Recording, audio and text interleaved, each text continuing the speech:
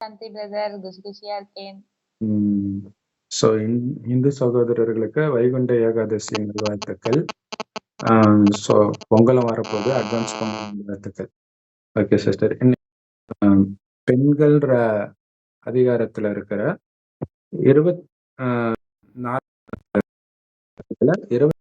20வது வசனம் நம்ம பார்க்க போறோம் சிஸ்டர். ஸோ அது படி. ஓகே. பெண்களில் கணவன் உள்ளவர்களும் திருமணம் செய்து கொள்ளப்படுவதற்கு விலக்கப்பட்டுள்ளனர். நிராகரிப்போருடன் நிகழ்ந்த யுத்தத்தில் பிடிக்கப்பட்டு உங்கள் வழக்கரங்கள் சொந்தமாக்கி கொண்ட அடிமை பெண்களை தவிர இவ்வாறு உங்கள் மீது அல்லாவின் கட்டளையாக இது விதியாக்கப்பட்டுள்ளது. இவர்களை தவிர மற்ற பெண்களை திருமணம் செய்பவர்களாக, விபச்சாரம் செய்யாதவர்களாக, திருமண அன்பளிப்பாக உங்கள் செல்வங்களை கொண்டு மகரை குறிப்பிட்டு சட்ட ரீதியாக திருமணத்தின் மூலம் தேடிக்கொள்வது உங்களுக்கு அனுமதிக்கப்பட்டும் உள்ளது. ஆகவே இவ்வாறு மனமுடித்த பெண்களாகிய அவர்களிடமிருந்து எதை நீங்கள் சுகம் அனுபவித்தீர்களோ அதற்காக அவர்களுக்கு குறிப்பிட்ட மகரை கட்டாய கடமையாக சரி குறிப்பிட்ட மகரை கட்டாய கடமையாக அவர்களுக்கு குறைவின்றி நீங்கள் கொடுத்து விடுங்கள். மேலும் மகரை குறிப்பிட்டதன் பின்னர் அதனை குறைக்கவோ கூட்டவோ நீங்கள் ஒருவருக்கொருவர் பொருந்திக் கொள்வதில் உங்கள் மீது யாதொரு குற்றமும் இல்லை. நிச்சயமாக அல்லாஹ் உங்கள் செயலை நன்கறிந்தவனாக தீர்க்கமான அறிவுடையவனாக இருக்கின்றான். இப்ப இங்க மெயினா அந்த காமத்தை வைத்தே திருமணம்ன்ற ஒரு அர்த்தத்திலேயே தான் ஃபுல்லாவே போகுது. ஸோ அதனால திட்ட பாத்தீங்கன்னா அந்த விபச்சாரி கிட்ட காசு கொடுக்குற மாதிரி மனைவி கிட்ட நீ காசு கொடுத்து எடுத்துட்டு வா. இதை வேற பெருமையா சொல்லிக்கிறாங்க, நாங்க வரதட்சணை பண்றது இல்லைன்னு. அதுல தெளிவா போட்டுக்க, நீ சுகத்தை அனுபவிக்கிறல்ல அதுக்கு காசு கொடுன்னு வருது. அப்ப சுகத்தை அனுபவிக்கணும்னா காமத்துக்கு காசு கொடுன்றான். விபச்சாரிக்கு தான் அப்படி பண்ணுவாங்க. ஸோ இந்தியாவில் காமத்துக்கு முக்கியத்துவம் கொடுக்காம இருந்த காரணத்தினாலதான் அவங்க காசு கொடுத்துட்டு வந்தாங்க. ஏன்னா கணவனோட வாழ போறோம், ஒரு கௌரவமா வாழணும்னா ஒன்னு எடுத்துட்டு வரும்போது தானே கௌரவமா இருப்பாங்க. ஸோ இங்க இருக்கக்கூடிய முஸ்லிம்களும் வரதட்சணை போட்டுதான் பண்றாங்க, அங்கதான் வரதட்சணை ரொம்ப அதிகம். சரி, ஓகே. ஸோ அதனால்தான் பெரும்பாலும் முஸ்லிம் மதத்துல உள்ள ஒரு பெரிய விமர்சனமாக வைக்கப்படுறது இது பெண்ணை அடிமையாக இருக்கிறத தான் இவங்க அப்படியே அதை பாசிட்டிவா சொல்றதுக்கு ட்ரை பண்றாங்க. காசு கொடுத்து வாங்குறது இல்லையா, ஹோல்சேல்ல வாங்குற மாதிரி. ஆல்ரெடி மேரேஜ் காமத்துக்கான லைசன்ஸ்னு ஒரு விமர்சனம் இருக்குது ஜென்ரலாவே. ஸோ அந்த மாதிரி இருக்குது. ஏன்னா இப்ப அந்த பொண்ணு வர்றதுக்கு முன்னாடியே காசு கொடுக்கறது எந்த ரீதியில கொடுப்பாங்க இல்லையா? வந்த பிறகு கொடுத்தா அது ஓகே, வந்தப்புறம் கணவனுடைய சொத்து ஃபுல்லாவே மனைவிக்கு. அப்ப முன்னாடி எதுக்கு கொடுக்கணும் அப்படிங்கிற ஒரு ரூல்ஸ் இருக்கு. இன்னொன்னு சாதகமாக பயன்படுத்தி ஸோ இதுல முக்கியமான விஷயம் என்ன அப்படின்னா, இதை தவறாக பயன்படுத்துவாங்களே, அப்படி பயன்படுத்துறாங்களான்னு கமெண்ட் சொல்ல கேட்டிருந்தேன் முந்தைய வீடியோல. ஒரு கமெண்ட் கூட வரல. அப்ப அவங்களுக்கே தெரியுது இந்த சட்டத்திற்கு நாம எதுவுமே பேச முடியாது. ஏன்னா நம்ம சொல்லியிருந்தோம், இது நீங்க குரான் கடவுளுடைய வார்த்தைன்னு உண்மையிலே ஒவ்வொரு பெண்ணும் நம்புறதா இருந்தா உங்க புருஷனுக்கு 4 கல்யாணம் பண்ணி வைங்க, உங்களால ஏத்துக்க மட்டும்தான் பார்ப்போம். அப்ப கடவுள் இதை சொல்லி இருப்பாரா? ஒண்ணு சொல்லலைனாலே அதுவே நிரூபணம் இல்லையா? சரி, அப்ப இதுல இன்னும் எவ்வளவு கொடுமையா இருக்கும் பாருங்க. கடவுள் இல்ல, மனுஷனே இப்படி பண்ண மாட்டான். என்னன்னா திருமணமானவர்களை நீங்க திருமணம் பண்ணக்கூடாது. நிராகரிப்போடு நிகழ்ந்த யுத்தத்தில் பிடிக்கப்பட்டு உங்கள் வழக்கரங்கள் சொந்தமாக்கி கொண்ட அடிமை பெண்களை தவிர. இப்ப கடவுளை நிராகரிக்கிறவரோட எதுக்கு சண்டை போடணும்? கடவுளை நிராகரிக்கிறவங்கன்னா இப்ப கடவுளை ஏத்துக்கிறவங்க நாம மட்டும்தான். ஏன்னா கடவுள் இப்பதான் வந்திருக்கிறாரு. அவங்க கூட நம்ம சண்டையா போட்டுட்டு இருக்கிறோம். சண்டை போட்டு அவனுடைய பொண்டாட்டியை அழிச்சிட்டு வருவோம். சோ அப்படி அந்த பெண்ணை தவிர வேற பொண்ணு நீங்க கல்யாணம் பண்ணிக்கூடாது. அது கல்யாணம் பண்ணிக்கலாமா? இத கடவுள் சொல்லுவார? ஒரு பைத்தியக்காரன் நம்புவானா இப்படி இத கடவுள் சொல்லுவாருன்ட்டு? எப்படி இருக்குது பாருங்க. சரி, இந்த மாதிரி விஷயத்தை ஜாக்கிர் நாயக்கை கேட்டா அப்படியே பிரதர் சீக்கிரமா முடிங்க, எனக்கு டைம் ஆகுது அப்படியே துடிக்கிறாரு. அப்படியே ஆப்பிரிக்கால ஒரு கேள்வி கேட்டிருந்தாங்க. என்னன்னா இந்த மாதிரி எல்லாருமே நரகத்துக்கு போய் தான் சொர்க்கத்துக்கு போவாங்கன்னு போட்டிருக்குது. ஆனா எங்களுக்கு பைபிள் அப்படி கிடையாது. நீங்க இயேசு ஏத்துக்கிட்டீங்கன்னா சொர்க்கத்துக்கு போறேன், நான் அப்ப எதுக்கு இதை எடுக்க போறேன்? அதுல வருது எல்லா பிரிவினருக்கும் இது கடமையாக்கப்பட்டுள்ளது நரகத்துக்கு போயிட்டு வர்றதுன்ட்டு. உடனே பிரதர் இங்க முஸ்லீம்னு எங்க போட்டிருக்கு? பெரிய ஒரு புத்திசாலி 100 தடவை படிச்சாராம் குரான். 100 தடவை படிச்சு அவன் ஒண்ணுமே ஏறல. அவருக்கே ஏறல. அவருதான் உலகத்திலே நம்பர் 1 புத்திசாலி முஸ்லிம்கள்ல. அவருக்கே அது ஏறல அப்படின்னா மற்றவர்களுக்கு ஏறுறதுன்னு எதிர்பார்க்கறது நம்ம கஷ்டம்தான். சரி. அப்ப அப்ப பாருங்களா, நீ போய் அந்த மாதிரி அதாவது அவ எப்படி உனக்கு அடிமையானா? சண்டை போட்டு நீ முதல்ல உனக்கு சண்டை போடுறதுக்கு யார் உரிமை கொடுத்தா? கடவுளை ஏத்துக்கிறது அவன் இஷ்டம் இல்லையா? இந்த மாதிரி அடிமையாக்கப்பட்ட பெண்களை தவிர மற்றவர்களை நீங்க கண்ணியம் குறையாம, விபச்சாரம் பண்ணாம, மகர் கொடுத்து வாங்கிக்கணும். அதுவுமே ஒரு விதத்துல இதுதான், வாங்கிக்கிறது தான் இல்லையா? வாங்கிட்டாலே அது அடிமை தானே. அது ஒண்ணு இருக்குது. சோ இந்த காரணத்துக்காக தான் பாத்தீங்கன்னா, முஸ்லிம் ஆட்சி இருக்கும்போது எல்லாம் திரும்ப இங்க வந்தது. தமிழ்நாட்டுக்கு சௌராஷ்டிராக்காரங்களும் ஓடி வந்தது காரணம், இந்த மாதிரி பண்றானுங்க அப்படின்னு பெண்கள் எல்லாம் பயந்துட்டு ஓடி வந்தாங்க. சோ ஒரு விதத்துல பாத்தீங்கன்னா, அந்த மதமே அப்படித்தான் பரப்பப்பட்டிருக்குது. ஒண்ணு டாக்ஸ் ஆசை, இன்னொன்னு பெண்களை வலுக்கட்டாயமா திருமணம் பண்றது. இது ஆக்சுவலா திருமணம் கூட கிடையாது இல்ல, அடிமை ஒரு விதத்துல என்ன சொல்றது, அது தப்பா சொல்லுவாங்களே அப்படி வச்சுக்கிறது. சோ நார்த் இந்தியன் பொண்ணுங்களும் ரொம்ப அழகா வேற இருப்பாங்க இல்லையா? சோ அதனால பயந்துட்டு இங்க வந்தாங்க. சோ இதுதான் காரணம். ஒரு சகோதரர் கேட்டார், ஏன் முஸ்லிம் மதத்தை எல்லாரும் இருக்கிறாங்க? நாங்க ஒரு கடவுளை தவிர யாரும் ஏத்துக்கல, அதனாலயா? கிடையாது. இந்த மாதிரி சட்டத்தினால. இது கடவுளுடைய இதுன்ட்டு நம்புறீங்க பாத்தீங்களா? அதனால. இப்ப அந்த அந்த மாதிரி இருக்கிற ராஜா இத பார்த்துட்டு கரெக்ட்ன்ட்டு பண்ணுவான் தானே? இதுல இருக்கிறத ஃபாலோ பண்ணும் அவ்வளவுதானே. இதுல அது அப்படித்தானே போட்டிருக்குது. உடனே இல்ல இப்ப இந்த காலத்துக்கு ஒத்துக்காது. நீங்க தானே சொன்னீங்க எந்த காலத்துக்கும் ஒத்துக்கக்கூடியது குரான் தான்ட்டு. இதுக்கப்புறம் எதுவும் கிடையாதுன்ட்டு. சரி. அப்ப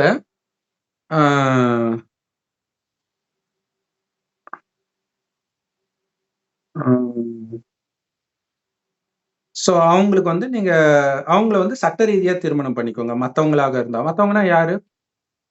முஸ்லிம்கள். ஏன்னா நிராகரிப்பவர்னா முஸ்லிம் அல்லாதோர். இவங்க பாஷையில. ஏன்னா இந்த இடத்துல நம்ம இறைவனுடைய ஞானத்தை எடுத்துட்டே வர முடியாது. ஏன்னா கடவுள் இந்த மாதிரி திருமணம் பண்றதை பத்தி பேச மாட்டார். திருமணம் பண்ணாலும் நீ சகோதரன் சகோதரியா இரு, காமத்தை வெல்லு. ஏன்னா காமம் இல்லாத உலகத்தை நான் படைக்கிறேன், சொர்க்கம். அங்கதான் பரிசுத்தமான மனைவிகள் கிடையாது, மனைவிதான் கொடுக்கப்படுவான். நிறைய அங்க காமமே இருக்காது, நிறைய மனைவி வச்சுட்டு நீ என்ன பண்ண போற? உன் மனைவி மேலே உனக்கு சலனம் வராது, அன்பு இருக்கும், குழந்தைங்க மாதிரி பரிசுத்தமாக இருப்போம். சோ அதுதான் நம்ம சொல்றோம். இது கடவுளுடைய ஞானமா இல்லது இதுல போட்டிருக்கிறது கடவுளுடைய ஞானமா இருக்குமான்ட்டு நீங்களே புத்தி கொண்டு இருந்தால் யோசிச்சுக்கோங்க. அடுத்தது ஆனா யோசிக்கிறாங்கன்றது தெரியுது. ஒரு கமெண்ட் வரல அந்த வீடியோக்கு. எனக்கு ரொம்ப ஆச்சரியமா இருந்துச்சு. அவங்களுக்கு தெரியுது இல்ல, அதுல இருக்கிறத தான் நம்ம படிக்கிறோம்ட்டு. அவனா டிரான்ஸ்லேஷன் என்ன டிரான்ஸ்லேஷன் நான் ஃபுல்லாவா தப்பா வரும்? ஏதோ 1, 2 தப்பா இருக்கலாம். ஃபுல்லாவேவா தப்பா இருக்கும்? ஒட்டு மொத்தமா ஒரு வசனம் விடாம தப்பா இருக்கும்.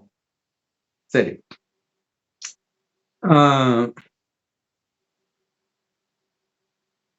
அப்ப திருமண அன்பளிப்பாக உங்கள் செல்வங்களை கொண்டு மகரை குறிப்பிட்டு சட்ட ரீதியாக திருமணத்தின் மூலம் தேடிக்கொள்வது உங்களுக்கு அனுமதிக்கப்பட்டும் உள்ளது. ஆகவே இவ்வாறு மனமுடித்த பெண்களாகிய அவர்களிடமிருந்து எதை நீங்கள் சுகம் அனுபவித்தீர்களோ அதற்காக அவர்களுக்கு குறிப்பிட்ட மகரை கட்டாயமாக கடமையாக அவர்களுக்கு நீங்கள் கொடுத்து விடுங்கள்.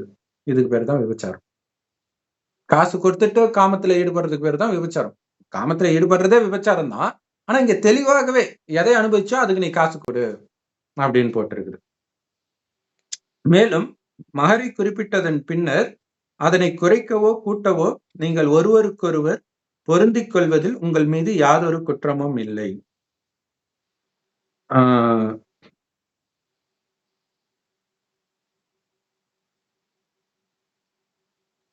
சரி, நீங்களே பேசி முடிவு எடுத்துக்கிறது. இல்ல இப்ப முடியல, காசு கம்மியா கொடுக்குறேன் அப்படின்ட்டு. நிச்சயமாக அல்லாஹ் உங்கள் செயலை ஆக்சுவலா இப்ப சமீபமா கேரளால ஒரு முஸ்லிம் பொண்ணு இறந்தா. இந்த மாதிரி முஸ்லிம் பையனை தான் லவ் பண்ணா. டாக்டர் இத்தனைக்கும். அந்த வரதட்சணை கொடுமையினால இறந்தா. அந்த காசு கொடுக்க முடியலன்ட்டு தற்கொலை பண்ணா. இவங்க உட்கார்ந்துகிட்டு வரதட்சணை எல்லாம் இப்ப இல்லவே இல்ல அப்படின்றாங்க. நம்ம என்னமோ இந்தியாவுல இல்லாத மாதிரி நினைச்சுக்கிட்டு பேசிட்டு இருக்கிறாங்க இல்லையா? அதனால இறக்குறது நடக்குது. ஆக்சுவலா அதிக வரதட்சணையே முஸ்லிம்ஸ் தான் பண்ணுவாங்க. என்ன ஒண்ணு சொல்றாங்க, நாங்க கேட்கறது இல்ல. அவங்களா குடுக்குறாங்க. எல்லா மதத்திலயும் அதான் சொல்றாங்க. இல்லையா? கேட்கறது இல்ல. நீங்களே உங்க இஷ்டத்துக்கு உங்க பொண்ணுக்கு போட்டு அனுப்புங்க அப்படின்னுவாங்க. அதெல்லாம் அனுப்பிச்சுருவாங்க. அதுக்கப்புறம் விஸ்வரூபம் எடுக்கும். ஏன்னா இளிச்சவாயனா என்ன உன் தலையில கட்டிட்டாங்க அப்படின்னு கேட்பாங்கல்ல. ம். நிச்சயமாக அல்லாஹ் உங்கள் செயலை நன்கறிந்தவனாக, தீர்க்கமான அறிவுடையவனாக இருக்கிறான். அவர் அறிவுடையவரா தான் இருக்கிறார். ஆனா இந்த ஞானத்தை சொன்னவர் அவரு கிடையாது. சோ அதனால தான் இவங்க கிறிஸ்தவர்கள் வந்து இவங்க சொன்னாங்கல்ல, அந்த பரமபிதா அல்லாஹ் தான்ட்டு. பரமபிதா அல்லாஹ் தான். ஆனா குரான்ல போட்டிருக்கிற அல்லாஹ் எங்க பரமபிதா கிடையாது என்று. ஏன்னா இந்த மாதிரி சட்டத்தை கடவுள் கொடுக்க மாட்டார். ஆனா இதைவிட மோசமான சட்டம் பழைய ஏற்பாட்டுல இருக்கும். அது இன்னும் மோசமாக இருக்கும். ஆனா அவங்க என்ன பண்ணிடுறாங்க, அது பைபிள் கிடையாது. புதிய ஏற்பாடு தான் பைபிள்ன்ட்டாங்க. சோ அதுல எதுவுமே தெரியல. நான் அது படிக்கல. படிச்ச வரைக்கும் இந்த மாதிரி எல்லாம் ஒரு சட்டமாக இயேசுவுடைய வாழ்க்கை மட்டும் படிச்சுட்டேன் அந்த 4 அத்தியாயம். அதுல பார்த்தீங்கன்னா, எதுவுமே இந்த மாரி இருக்காது. இதுக்கு எதிராகனா ஒரு புரட்சிகரமா இருக்காது. ஒ அற்புதமா கையாண்டு இருப்பாரு இயேசு அத. அதான் விபச்சாரி வரும்போது அவள கல்லால அடிச்சு கொல்லணும்ன்றது முஸ்லிம் சட்டம். யூதர்களுடைய சட்டம். கையும் களவுமா புடிச்சிட்டு வந்து சொல்லுவாங்க. இப்ப என்ன சொல்றீங்க? கல்லால அடிக்கணும்னு போட்டிருக்குன்ட்டு. இயேசு வந்து அப்படியே தரையிலேயே கோடு கீச்சுக்கிட்டே சொல்லுவாரு. உங்கள எவன் உத்தமனோ அவன் முதல்ல கல்லால அடிங்கன்ட்டு. எல்லாம் ஓடி போயிடுவானுங்க. அப்படின்னா என்ன அர்த்தம்? நீயே விபச்சாரி தான்டா. நீ என்ன இன்னொரு விபச்சாரிய சொல்றது? அப்ப அவனுக்கு அங்க உரைக்குது இல்ல? அதுதான். சரி. ஆ 25 படிங்க சிஸ்டர். இருங்க ஒரு நிமிஷம். ஒரு ஸோ நிமிஷம் இன்னொரு sister. டிரான்ஸ்லேஷன்ல மிக தெளிவாக போட்டிருக்குது. ஆ இன்னும் பலவந்தத்திற்கு உள்ளாக்கப்பட்டுள்ள பெண்களைத் தவிர கணவனுள்ள பெண்களை நீங்கள் மணமுடிப்பது விலக்கப்பட்டுள்ளது. இது அல்லாஹ் உங்கள் மீது விதியாக்கியவை ஆகும். ஆனா இந்த பலவந்தம் பண்ணது யாரு? பலவந்தமா கல்யாணம் பண்றது யார்? அப்ப ஒரு விதத்துல இது ரேப்பு தான். இல்லையா? ரேப் பண்ணா ஓகே அப்படின்ற மாதிரி இருக்குது. அதாவது மற்ற மதத்தை சார்ந்தவனா நீ ரேப் பண்ணிக்கலாம். உன் மதத்தை சார்ந்தவனா நீ கண்ணியமா நடத்தணும். சோ இதுதான் காரணம்.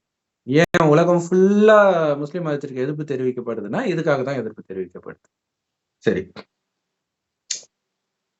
மேலும் பெண்களை தவறான முறையில் விரும்பாமல், அவர்களுக்கு உங்கள் செல்வங்களிலிருந்து இதுல வந்து அந்த நெகட்டிவா வர்றதெல்லாம் கட் பண்ணி இதுல டிரான்ஸ்லேஷன் வருது.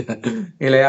உங்கள் பெண்களைன்ட்டு வரும். இது பெண்களை தவறான முறையில் விரும்பாமல், அவர்களுக்கு உங்கள் செல்வங்களிலிருந்து வழங்கி மணமுடித்துக் கொள்வது உங்களுக்கு அனுமதிக்கப்பட்டுள்ளது.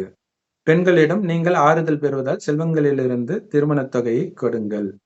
எனினும் திருமணத் தொகை பேசி முடித்த பின் அதைப் பற்றி இருவரும் சம்மதித்துக் கொண்டால் உங்கள் மேல் குற்றமாகாது. நிச்சயமாக அல்லாஹ் நன்கறிந்தவனும் ஞானமுடையவனுமாக இருக்கிறான்.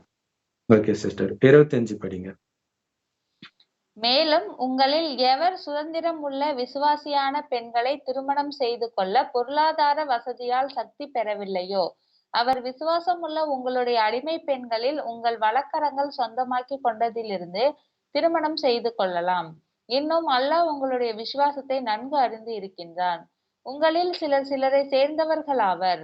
ஆகவே அப்பெண்கள் பத்தினித்தனமான பரிசுத்தமானவர்களாக, விபச்சாரம் செய்யாதவர்களாக, மேலும் கள்ள நட்பு கொள்ளாதவர்களாக இருக்கும் நிலையில் அவர்களுடைய எஜமானனின் அனுமதி பெற்று மணமுடித்துக் கொள்ளுங்கள்.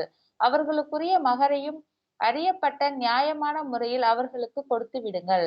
ஆகவே இவ்வாறு திருமணம் செய்யப்பட்டால் அதற்கு பின் அடிமை பெண்களான அவர்கள் விபச்சாரம் செய்துவிட்டால், அடிமையில்லாத திருமணமான உரிமை பெண்களுக்கு விதிக்கப்படும் தண்டனையில் பாதியே அவர்கள் மீது உண்டு. அடிமை பெண்ணை திருமணம் செய்யும் இது உங்களில் எவர் மனைவியின்றி இருந்து விபச்சாரத்தை பயந்தாரோ அவருக்குத்தான் இன்னும் நீங்கள் பொறுத்திருப்பது உங்களுக்கு நன்று. மேலும் அல்லாஹ் மிக்க மன்னிக்கிறவன், மிக கிருபையுடையவன். இதுல வந்து காசு கொடுத்து கல்யாணம் பண்ண முடியல அப்படின்னும் பொழுது, தங்களை அண்டி வாழற அடிமை பெண், வேலைக்காரியை கல்யாணம் பண்ணிக்கோன்றான். வேற ஒண்ணும் இல்ல.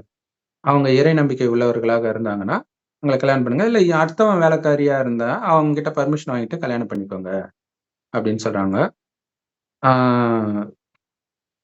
அவங்களுடைய திருமணத் தொகையை வழங்குங்கள். வேலைக்காரின்னா கம்மியா கொடுத்தா போதும். இல்லையா? சுதந்திரமா இருக்கிறவளுக்கு அவ பணக்காரியா இருப்பா. அவளுக்கு அதிகமா வேணும்.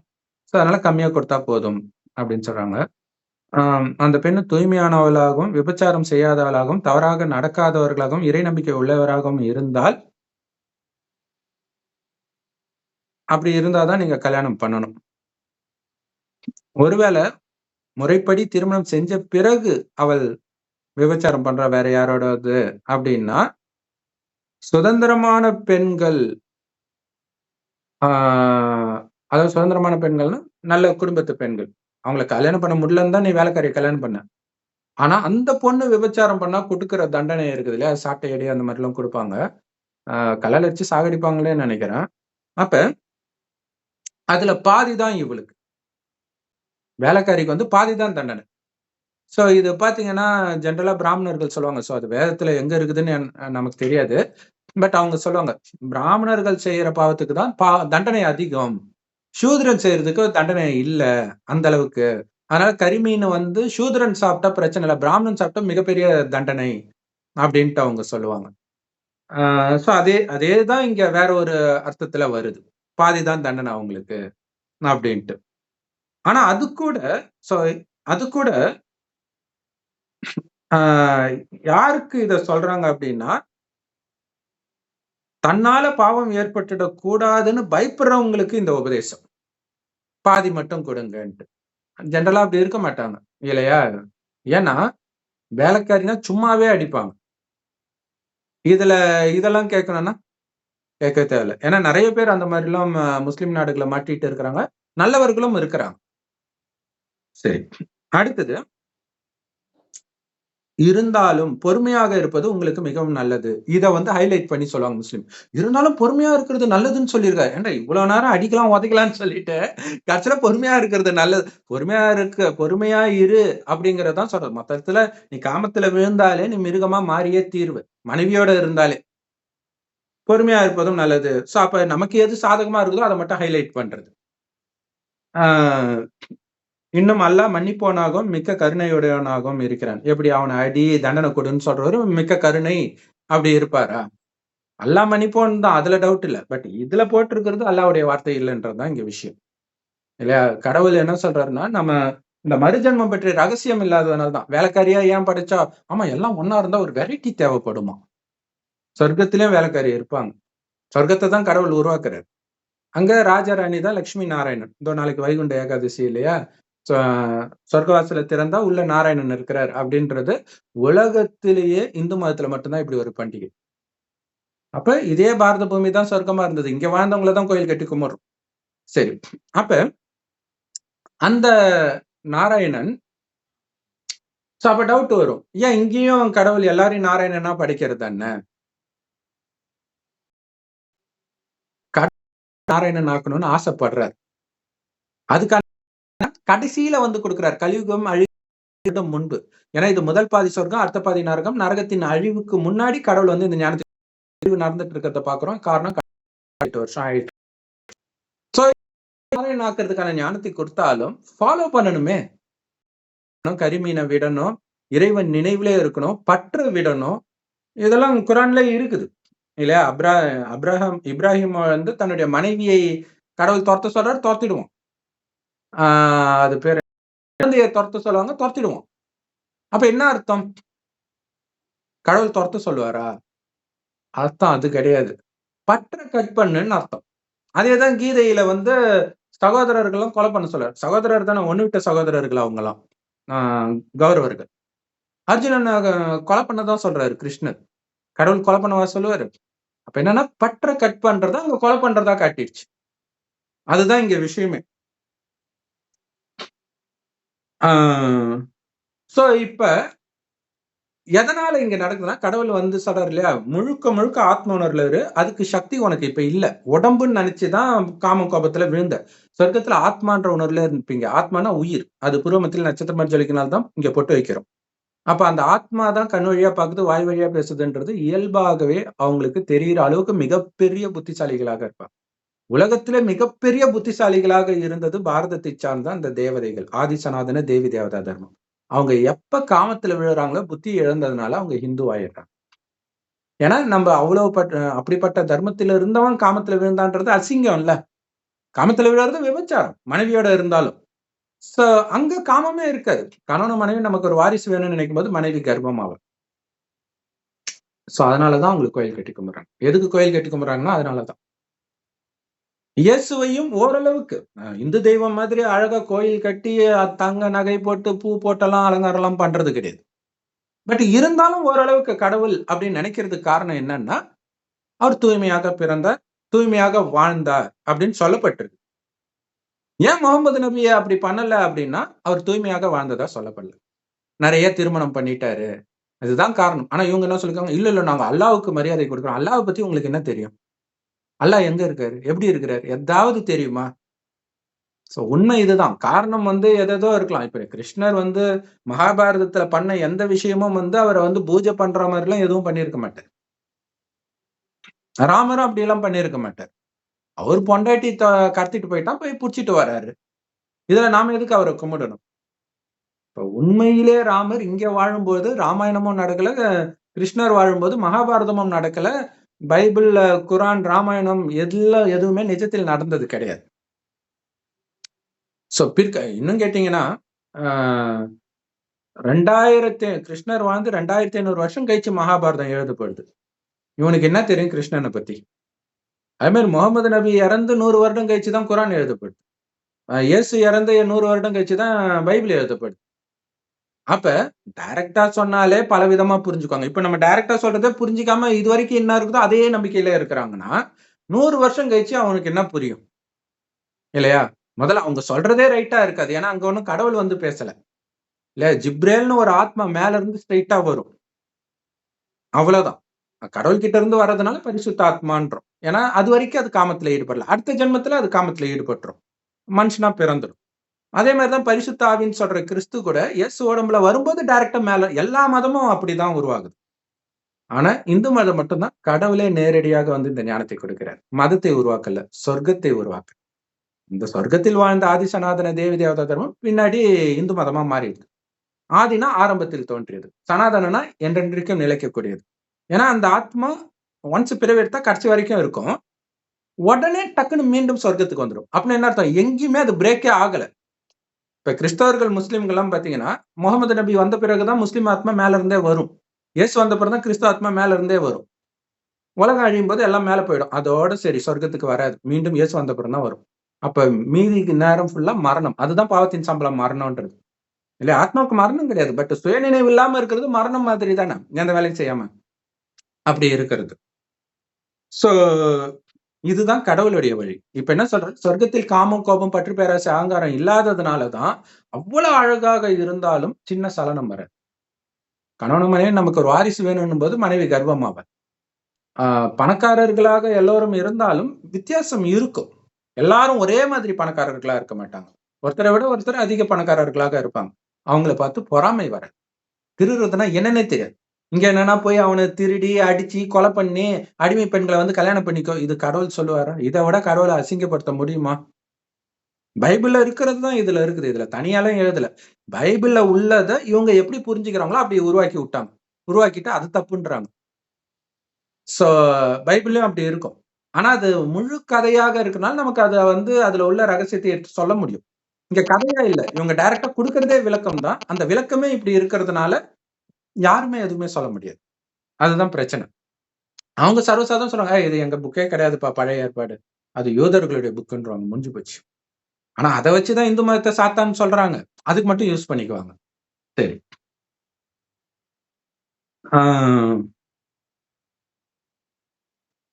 ஓகே. பொறுமையாய் இருப்பது மிக நல்லது. இது மட்டும்தான் இந்த அத்தியாயத்துல அல்லது இந்த 2 வீடியோல வந்ததுலே கடவுளுடைய வார்த்தை. வேற எதுவுமே கடவுளுடைய வார்த்தை. அமைதி மார்க்கம் கடவுளுடைய மார்க்கம். இல்லையா? கடவுளுடைய வழின்னா அமைதியா அதனாலதான் ஓம் சாந்தின்னு சொல்றது. கடவுளுடைய வழி அமைதி வழி. இவங்க என்ன நினைச்சுக்கிட்டாங்க? இது கடவுளுடைய வழின்னு நினைச்சிட்டதுனால இந்த மதம் அமைதி மார்க்கம்னு தப்பா புரிஞ்சுக்கிட்டாங்க. மார்க்கம்னா வழி. அமைதிக்கான வழி என்ன? நம்ம நிறைய பாவம் செஞ்சுட்டு வந்திருக்கோம் 2500 வருடம் உடல் உணர்வுல. அதுக்காக நிறைய துக்கம் கிடைக்குது. அமைதியா பொறுத்துக்கும். இல்லையா? முஸ்லிம் நாடுகள்ல இங்க இந்தியா, ஸ்ரீலங்கா, பிலிப்பைன்ஸ் இங்க இருந்தெல்லாம் வேலைக்கு போறவங்கள நாயை விட கேவலமா நடத்துவாங்க. இல்ல ஒட்டகம் மேய்ச்சாங்கன்னு இப்போ ஒரு கேரளால படம் கூட வந்தது. பேர் டக்குன்னு ஞாபகம் இல்ல. பிருத்விராஜ் நடிச்சிருப்பாரு. சோ தமிழ்நாட்டிலே அந்த மாதிரி ஒரு ஆடு ஒரு ஆடு முஸ்லிமே தின்னுது. அப்படி இது பண்ணாங்க. ஆனால் இப்ப அதுக்கான ரிட்டர்ன் நடக்கிற மாதிரி என்ன நடக்குதுன்னா, அது தண்டனை கண்டிப்பா கிடைக்கும் இல்லையா? அங்க வேலைக்காரியா போறாங்க இல்லையா? இப்ப சமீபத்திய நியூஸ் பிலிப்பைன்ஸ் சார்ந்த ஒரு சகோதரி அங்க போய் அந்த எஜமானி வீட்டு குழந்தைய வாஷிங் மிஷின்ல போட்டு விட்டா. அவளை கேட்டதுக்கு இது என்ன டார்ச்சர் பண்ணிக்கிட்டே இருந்துச்சு போட்டேன்ட்டா. முடிஞ்சு போச்சு. எப்பவோ பண்ண டார்ச்சர் இருக்கலாம். முன் ஜென்மத்துல இது எஜமானனா இருந்து பண்ணியிருக்கலாம் டார்ச்சர். அப்ப அது ஒரு வெறுப்பை உருவாக்குது. அப்ப அந்த பொண்ணையும் தூக்கு போட்டாங்க. பட் இந்த குழந்தையும் இறந்து போச்சு. அடுத்தது இன்னொன்னு வந்து எஜமானனுடைய பையனோ யாரோ தப்பா நடந்திருப்பாங்கன்னு நினைக்கிறேன். வெட்டி அவங்களுடைய பாலைவனத்திலே புதைச்சி அது எப்படியோ கவர்மெண்ட் கண்டுபிடிச்சு அவங்களுக்கு தூக்கு தண்டனை கொடுத்துருக்குது. 3 பெண்கள் அரெஸ்ட் பண்ணிருக்கிறாங்க. இங்க என்னன்னா இப்ப இந்தியாவுல இந்த மாதிரி தப்பு பண்ணி அதுக்காக கொலையே பண்ணாலும் தண்டனை கிடையாது. அந்த நாட்டுல அப்படி எல்லாம் கிடையாது. இத பண்ணா தண்டனை. ஒருவேளை முஸ்லிம்களுக்கு விதிவிலக்கு இருக்குதோ என்னவோ தெரியல. மற்றவர்களுக்கு அப்படி போல இருக்குது. இப்ப முக்கியமா கேரளா நர்ஸ் ஒருத்தங்க ஏமன் நாட்டுல போய் அவங்க ஹஸ்பண்ட் ஆட்டோ டிரைவர் தான். அவரும் அங்க போயிருந்திருக்காரு. அப்புறம் ஹஸ்பண்ட் வந்துட்டாரு. அவங்க மட்டும் இருந்திருக்கிறாங்க நர்ஸா. அங்க ஒருத்தனோட தொடர்பு ஏற்பட்டு அவன் பாஸ்போர்ட் எல்லாம் புடுங்கி வச்சுட்டு ரொம்ப டார்ச்சர் பண்ணியிருக்கிறான். அப்ப எப்படி அதை வாங்குறதுன்ட்டு அவங்க டாக்டர் நர்ஸ் இல்லையா? அதனால ஏதோ அவனுக்கு உடம்பு சரியில்லாதப்ப மயக்க ஊசி போட்டிருக்கிறாங்க எடுக்கிறதுக்காக. அது கொஞ்சம் டோஸ் ஓவர் அதிகமாகி அவன் இறந்துட்டான் போல இருக்கு. இப்ப அவங்களுக்கு மரண தண்டனை இன்னும் 2 வாரத்துல வந்துடும். ஆனா அதுக்கு பதிலாக ஒண்ணு பண்ணலாம். அந்த இறந்தவர்களுடைய குடும்பத்துக்கு ஒரு காசு தொகை கொடுக்கலாம். அது 70 லட்சம் கேக்குதுங்க. தப்பு பண்ணதான் அவன் கணவன். எப்படி சூப்பரா இருக்கு பாருங்க. இதான் நடந்துட்டு இருக்குது உலகத்துல. சோ எதையுமே பாக்குறதே கிடையாது யாருமே. அதுதான் கொடுமை. சரி, அதையும் மீறி மக்கள் போறாங்க வயிற்று பொழப்புக்காக. என்ன பண்றது? அவனுக்கு விதி சரியில்லைன்னா எஜமானன் மோசமா இருக்கும்போது அவன் என்ன பண்ண முடியும்? பாஸ்போர்ட்டை புடுங்கி வச்சுக்குவாங்க போன உடனே. என்ன பண்ண முடியும்? ஒண்ணும் பண்ண முடியாது. சரி.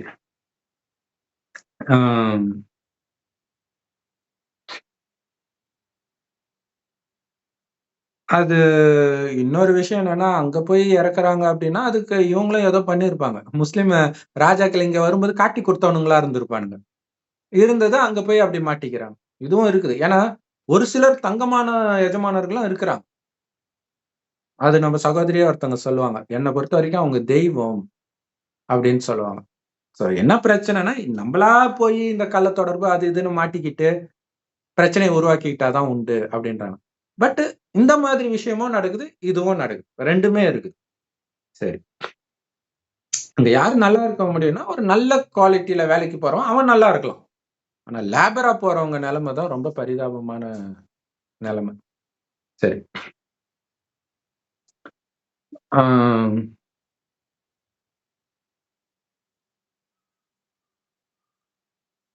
அடுத்தது படிங்க சிஸ்டர். அல்லாஹ் தன்னுடைய சட்டங்களை உங்களுக்கு தெளிவாக விளக்கவும், உங்களுக்கு முன் இருந்த நல்லவர்களை சென்ற நேரான வழிகளில் உங்களையும் செலுத்தி, உங்களது தௌபாக்களை பாவ மன்னிப்பை அங்கீகரித்து விடவும் நாடுகிறான். மேலும் அல்லாஹ் நன்கறிகிறவன், தீர்க்கமான அறிவுடையவன். சோ கடவுளுடைய சட்டம், கடவுள் சட்டம் போடுவாரான்னா, மனித சட்டம் அவர் போடுறது கிடையாது. உலகியல் விஷயத்தையே அவர் பேசுறது கிடையாது ஃபர்ஸ்ட். கடன் வாங்காத, கல்யாணம் பண்ணிக்கோ, இதெல்லாம் கிடையாது. ரைட்டா? கொடுக்கல் வாங்கல் வச்சுக்காத. ஏன்னா அந்த கொடுக்கல் வாங்கலை முடிக்கிறதுக்காக அந்த கடனை திருப்பி கொடுக்கறதுக்காக நீ அங்க போய் பிறக்க வேண்டியதா இருக்கும். திரும்பி வெளில வர்றது ரொம்ப கஷ்டம். நீ பிறக்காமலே போய் அங்க போய் கல்யாணம் பண்ணாலே திரும்பி வர்றது கஷ்டம். இதுல அங்கேயே பிறந்துட்ட, ஆனா இந்த தர்மம் புடிச்சு இழுக்குதுன்னா உங்களால வெளியில டைரக்டா வர முடியாது. ரகசியமா நிறைய முஸ்லிம்கள் இந்துக்களா வாழ்ந்துட்டு இருக்கிறாங்க. பட் டைரக்டா வர முடியாது. ஆனா இங்க கொடுக்கல் வாங்கல் வச்சுக்காதன்றது இந்துக்கள் கூடவும் தான். யார் கூடயுமே இந்த ஞானத்தை எடுக்காதவர்கள் கூட. ஏன் அப்படின்னா அந்த கணக்கு முடிக்கிறதுக்காக இப்போ சப்போஸ் நீங்க கடன் வாங்கிட்டீங்க அப்படின்னா அந்த நினைவுல எல்லாம் இருப்பீங்க. அல்லது கடன் கொடுக்குறீங்கனாலும் அந்த நினைவிலே தான் இருப்பீங்க. சோ அதனால உன் வருமானத்துக்கு ஏத்த மாதிரி மட்டும் நீ செலவு பண்ணு. அப்படி என்ன கடன் வாங்கி நீ இப்ப ஒண்ணு பண்ண போற? பந்தாவா கடன் வாங்கி கல்யாணம் பண்ணி எத்தனை பேர் அழிஞ்சு போறாங்க. ஒருத்தர் தற்கொலையே பண்ணிக்கிட்டாராம் கடன் வாங்கி கல்யாணம் பண்ணி. ரொம்ப தாம் தூம்னு பண்ணி. ஸோ அது தேவையில்லாத வேலை இல்ல. அடுத்தது காசு மட்டும் இல்ல, நேரத்தை கூட நம்ம வீணாக்க கூடாது. இப்ப நிறைய பாக்குறோம். குழந்தைக்கு ஒரு 2 வயசு குழந்தைக்கு பர்த்டேன்னா, உடனே அம்மாவோ, அப்பாவோ என்ன பண்றாங்க, அந்த குழந்தை பொறந்தது டெலிவரி ஆனதுலேருந்து அந்த ஃபோட்டோவெல்லாம் எடுத்து, அத அப்படியே எடிட்டிங்ல குடுத்து, இத பண்ணி அந்த குழந்தைக்கு ஏதாவது புரியுமா அத பார்த்தா? எதுக்கு நேரத்த வீணாக்கிட்டு இருக்காங்க? இவங்களா பற்ற வளர்த்துக்கிறாங்க. அதுக்கப்புறம் இறந்தா துடிக்கிறாங்க. அது வந்திருக்குது, உங்ககிட்ட கடன வாங்கிட்டு அது போயிடும். அத ஒரு கடன்காரனா மட்டும் பாருங்க. இல்லன்னா முடிஞ்சு போச்சு. சரி. அப்ப தன்னுடைய சட்டங்களை உங்களுக்கு தெளிவாக விளக்கவும், உங்களுக்கு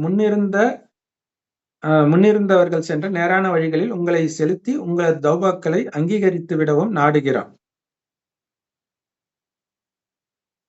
தன்னுடைய சட்டங்களைன்னு இவங்க பிராக்கெட்ல போட்டிருக்கிறாங்க. அல்லாஹ் உங்களுக்கு தெளிவாக விளக்கவும், உங்களுக்கு முன்னிருந்தவர்களை சென்ற நேரான வழியில் உங்களை செலுத்தி, உங்களது தௌபாக்களை அங்கீகரித்து விடவும் நாடுகிறான். மேலும் அல்லாஹ் நன்கறிந்தவன், தீர்க்கமான அறிவுடையவன். அப்ப பாருங்க, உங்களுக்கு முன்னாடி யார் இருந்தா?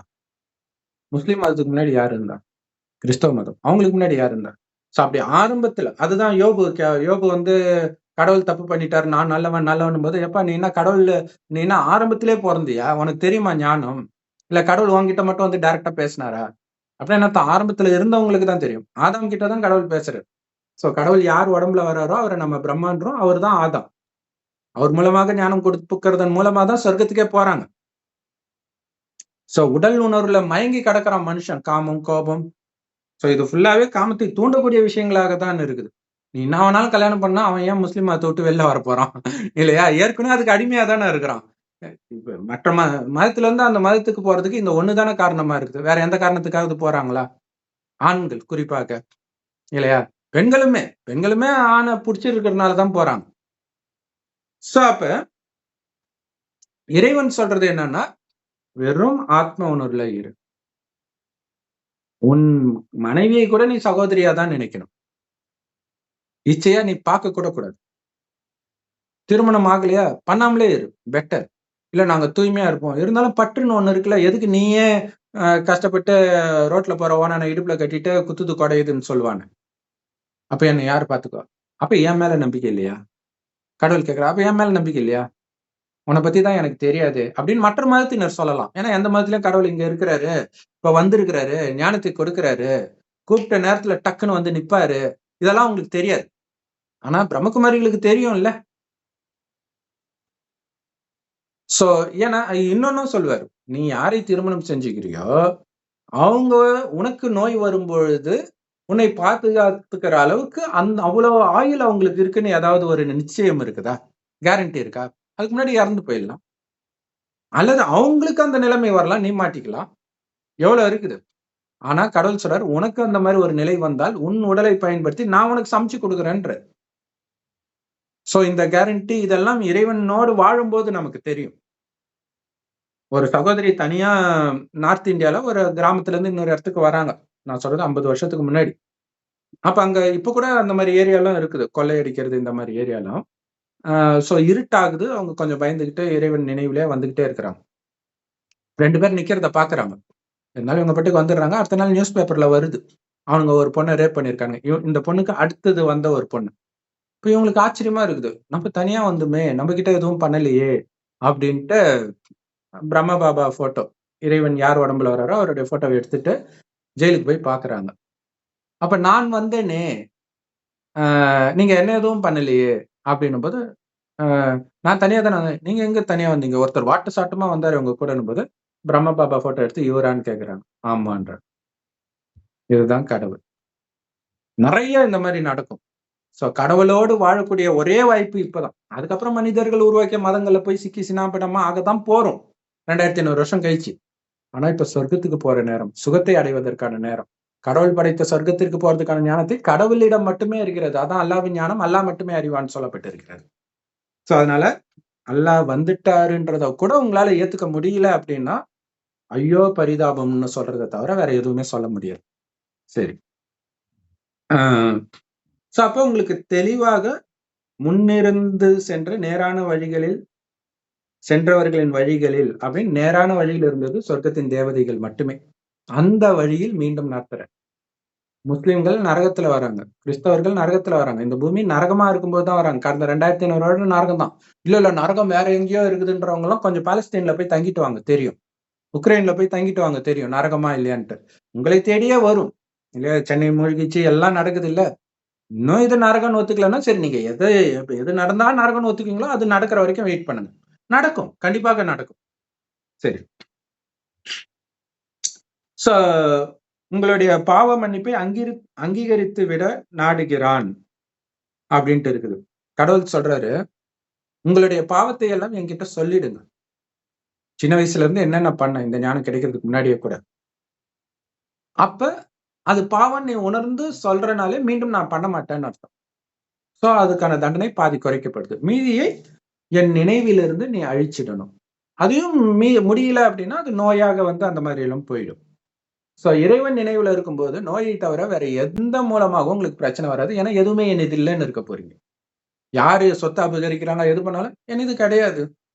எனக்கு கடவுள் சொர்க்கத்தை, இது நரகம். நரகத்துல இப்படிதான் இருக்கும். திடீர்னு அப்பா உங்களுக்கு எதிரா மாறுவாங்க, அம்மா மாறுவாங்க, கணவன் மாறுவான், மனைவி மாறுவா, குழந்தை மாறுவாங்க, கூட பிறந்தவங்க மாறுவாங்க.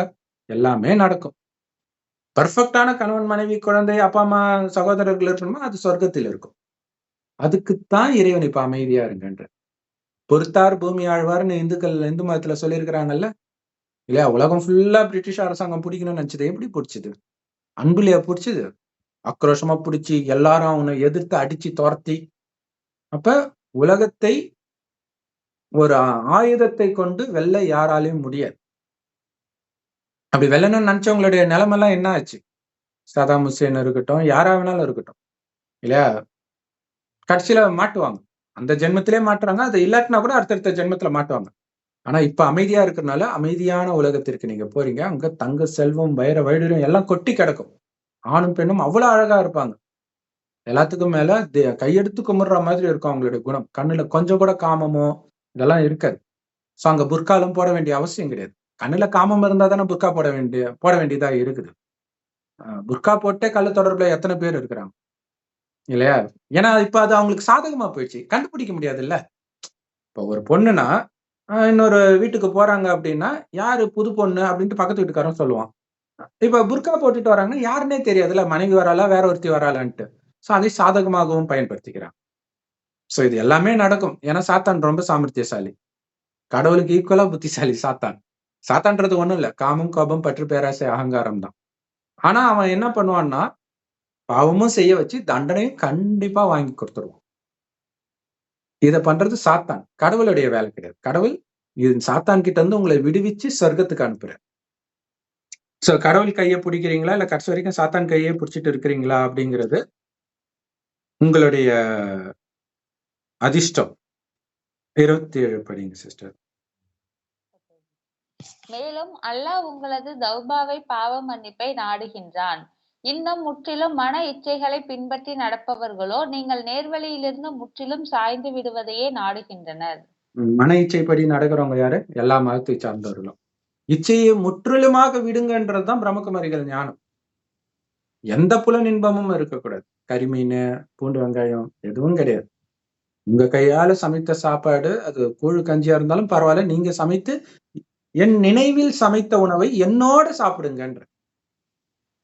சோ அப்ப சுவைக்கு அடிமை இல்லை, பார்வை. இந்த உலகத்தில் உள்ளதை பார்த்தும் பார்க்காம இருக்க கத்துக்கோங்க, கேட்டும் கேட்காம இருக்க கத்துக்கோங்கன்ற. ஆனா மன இச்சைகளை பின்பற்றி நடக்கிறவங்க, இப்ப நீங்க மனைவி பிரம்மகுமாரி ஆயிட்டாங்க, கணவன் இல்ல அப்படின்னா என்ன பண்ணுவோம்? டார்ச்சர் பண்ணுவோம். காய்கறி வாங்கி போட மாட்டான், காசு கொடுக்க மாட்டான், எதையாவது ஒரு டார்ச்சர் பண்ணிக்கிட்டு இருப்போம். சோ ஏன்னா நீங்க முற்றிலும் நேர் வழியிலிருந்து சாத்தான் பக்கம் சாயறதான் அவங்க விரும்புவாங்க. கடவுளுடைய வழிப்படி, பிரம்மகுமாரிகள் வழிப்படி நடக்கிறது தான் கஷ்டம். கிறிஸ்தவ வழிப்படி நடக்கிறது கஷ்டமா? கரிமீன் சாப்பிடுறது பெரிய கஷ்டமா? 4-5 பொண்டாட்டி கல்யாணம் பண்றது கஷ்டமா? நான் என்ன வேணாலும் பண்ணுவேன். ஒரு 5 தடவை தொழுகை பண்ணும், அவ்வளவுதான். ஜாலியா பண்ணிட்டு போயிடுவான் இல்லையா? அது ஒரு பெரிய விஷயமே கிடையாது அவங்களுக்கு. அப்படி பண்ணா எனக்கு உன் பொண்ணு கொடுக்குறியா? நான் தாராளமா பண்றேன். அப்படி மட்டும் பொண்ணு கொடுக்க மாட்டேன், நீ முஸ்லீம் பொண்ணே கல்யாணம் பண்ணக்கூடாது, முஸ்லீம்கள்லாம் வேற பொண்ணாதான் கல்யாணம் பண்ணா ஒருத்தனும் மசூதிக்கே போக மாட்டான். ஏன்னா அவங்க கிட்ட நல்ல பேர் வாங்குறாராம். அதனால பொண்ணுக்காக அப்ப இங்க கல்யாணம் போறதே அதுக்காக நான் ஆயிட்டு போயிடுச்சு. சரி, அடுத்தது படிங்க சிஸ்டர். அல்லாஹ் தன் சட்டங்களை உங்களுக்கு லேசாக்கி வைக்க நாடுகின்றான். மேலும் மனிதன் பலவீனமானவனாக படைக்கப்பட்டுள்ளான். மனிதன் அப்படிங்கிறது யோபுல வரும். மனிதன் எம்மாத்திரம், மனிதன் என்ன நீதிவானா பரிசுத்தவானான்னு இருக்கணும். சோ மனிதன் அப்படிங்கிறது கலியுகத்துல நரகத்துக்கு வந்த பிறகு அவன் பேரு மனுஷன். சொர்க்கத்துல மனிதர்கள் தான், ஆனா தெய்வீக குணம் இருக்கனால அவங்க தேவதைகள். அப்ப மனிதன் பலவீனமாக கடவுளாக படைக்கப்படல, சாத்தானால படைக்கப்படுறான்.